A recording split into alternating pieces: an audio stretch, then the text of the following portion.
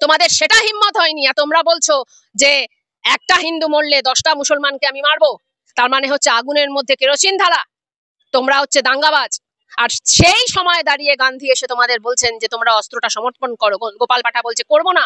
এত বড় স্পর্ধাটার। এই যে বেঙ্গল ফাইলস, আগের দুটো সিনেমা ইতিহাস বিকৃতি, দাঙ্গাকে উস্কানি দেওয়া, সেটা একরকম। আর এই সিনেমাটা হচ্ছে গান্ধী হত্যা হওয়া উচিত ছিল। মহাত্মা গান্ধী হিন্দু বিরোধী, তিনি হিন্দু বিরোধী হয়ে দাঙ্গায় তিনি উস্কানি দিয়েছেন, তিনি দাঙ্গাটা থামিয়ে গণমঞ্চে ডাক দিয়েছে, মূলত কি কারণে আজকে এই গণমঞ্চ? দেখো, একটা সিনেমা রিলিজ হতে চলেছে 5ই সেপ্টেম্বর সম্ভবত, বেঙ্গল ফাইলস, যে সিনেমাটা গান্ধী হত্যাকে সমর্থন করেছে। গান্ধী হত্যা হওয়া উচিত এটা প্রমাণ করার জন্য এই সিনেমাটা হয়েছে।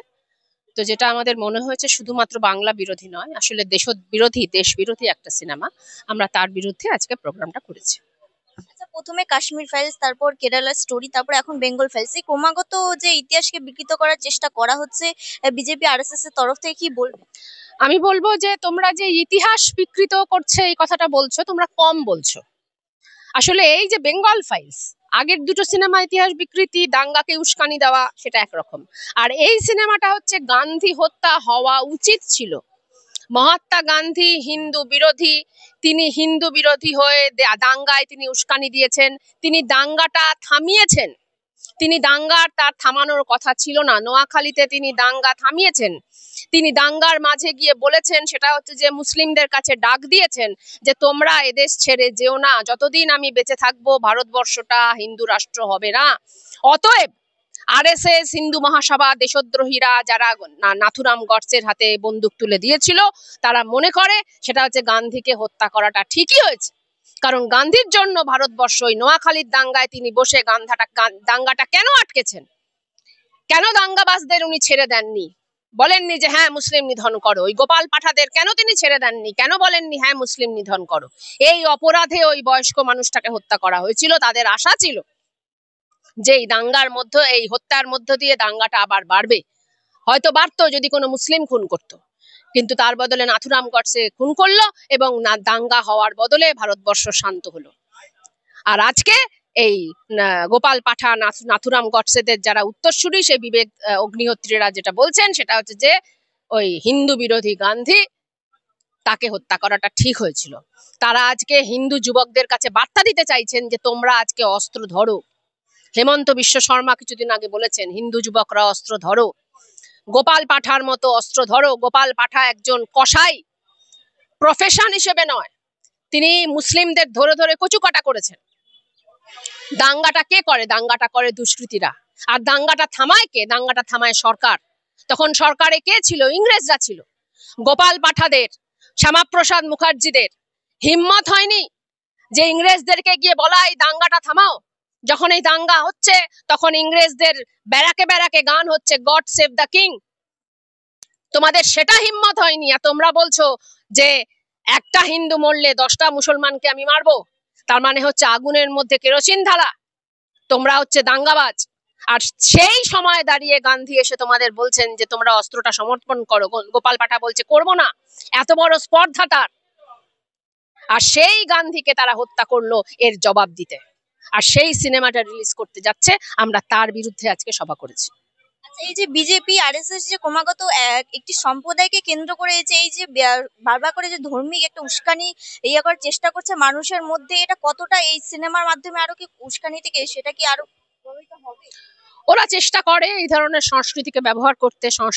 সংস্কৃতির প্রতি মানুষের একটা যাকে বলে আকর্ষণ থাকে, গল্পের প্রতি মানুষের একটা আকর্ষণ থাকে। সেই গল্পের মধ্যে যখন মিথ্যা কথা বলা হয়, মানুষ তখন অতটা বুঝতে পারে না। এটা স্বাভাবিক যে তার মধ্য দিয়ে মানুষ কিছুটা বিভ্রান্ত হয়।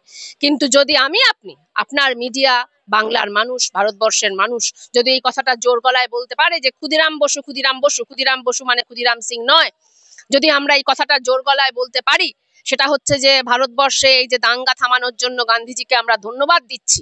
যদি আমরা এটা জোর গলায় বলতে পারি, শ্যামাপ্রসাদ মুখার্জি যে ফজলুল হকের মন্ত্রী হয়ে অন্তত খুশি খুশি মন্ত্রী ছিল, যখন গোটা দেশে কংগ্রেস মিনিস্ট্রি পদত্যাগ করছে, আমাদের নাম কি, শ্যামাপ্রসাদ মুখার্জি বলছে না আমি পদত্যাগ করবো না, আমি ভালো আছি ফজলুল হকের মিনিস্ট্রিতে মন্ত্রী হয়ে।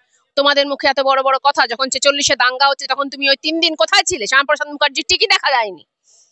এই কথাগুলো আমরা যত বলবো ততই কিন্তু মানুষের বিভ্রান্তিটা কাটবে।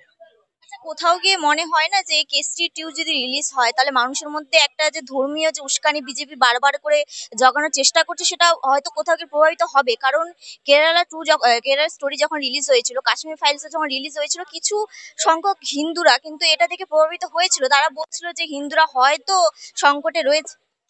দেখো, প্রভাবিত প্রাথমিকভাবে হয়, তারপরে শেষ পর্যন্ত আমরা গত নির্বাচনে দেখলাম যে মোদী সরকার থেকে আমাদের মোদী এনডিএ সরকারে পরিণত হলো, প্রায় নাকের মানে একেবারে কান ঘেঁষে তারা জিতলো। অতএব হিন্দুরা প্রাথমিকভাবে প্রভাবিত হলেও শেষ পর্যন্ত হিন্দুরা দেখবে যে গান্ধীকে, শেষ পর্যন্ত হিন্দুরা দেখবে তাদের মূল্যবৃদ্ধি হচ্ছে কিনা, শেষ পর্যন্ত হিন্দুরা দেখবে তাদের চাকরি বাকরি থাকছে কিনা, শেষ পর্যন্ত হিন্দু হকাররা দেখবে তাদের হকারি করার অধিকার থাকছে কিনা, শেষ পর্যন্ত হিন্দু সাধারণ মানুষ দেখবে তাদের চাকরি বাকরি রোজগার তাদের সুরক্ষা সেটা থাকছে কিনা। অতএব আজকে যতই নরেন্দ্র মোদীরা হিন্দুদেরকে উস্কানি দেওয়ার চেষ্টা করুক যে তোমরা ফাঁসিতে চড়ো আর তোমাদের গডসেরা ফাঁসিতে চড়ুক, তোমরা হাতে বন্দুক তুলে নাও, তোমাদের ফাঁসি হবে, আর আমরা তোমাদের লাশের ওপর দাঁড়িয়ে বড় বড় নেতা হব, তার মানে তো এটাই। আজকে সিনেমাটা দেখিয়ে তারা হিন্দু যুবকদের কি বলছে, গোপাল পাঠার মতো হাতে অস্ত্র তুলে নাও। হেমন্ত বিশ্ব শর্মা বলছে তোমরা আজকে হাতে অস্ত্র তুলে নাও। তারপরে ফাঁসিটা কার হবে? হিন্দু যুবকদেরই হবে। নাথুরাম গডসেরই হয়েছিল, নাথুরাম গডসের হাতে অস্ত্র তুলে দিয়েছিল সাবারকার, সাবারকারের তো ফাঁসি হয়নি, হয়েছিল গডসের। তাহলে আজকেও এই সিনেমাটা দেখে পশ্চিমবঙ্গ সহ ভারতবর্ষের হিন্দু যুবকরা বুঝবেন যে আমাদের হাতে অস্ত্র তুলে দিলে ফাঁসিটা আমাদের হবে, ওই যারা অস্ত্র তুলে দিচ্ছে বিবেক অগ্নিহোত্রীদের হবে না। আচ্ছা, কালকে আমরা দেখলাম যে বজবজে সুকান্ত মজুমদার সেখানে গিয়েছিলেন এবং সেখানে তাকে জুতো ছুঁড়ে মারা হয় এবং চোর চোর স্লোগান দেওয়া হয়। তো ওরা তো চোর বটেই, ওদের স্লোগান হলো এক দেশ, এক ধর্ম, এক দেবতা, এক চোর। ওরা একা চুরি করবে, ভারতবর্ষের আর কোনো দল তাদেরকে কোনো কোম্পানি কোনো টাকা দিতে পারবে না। তো ওরা তো চোর বটেই। তো এই কথাটা, সত্যি কথাটা মানুষ বলেছে, এটা শুধু আজকে নয়, এবার ইলেকশন পর্যন্ত মানুষ বলবে যে চোর চোর দূর হটো, চোর চোর দূর হটো, বাংলা থেকে দূর হটো, দেশ থেকে দূর হটো।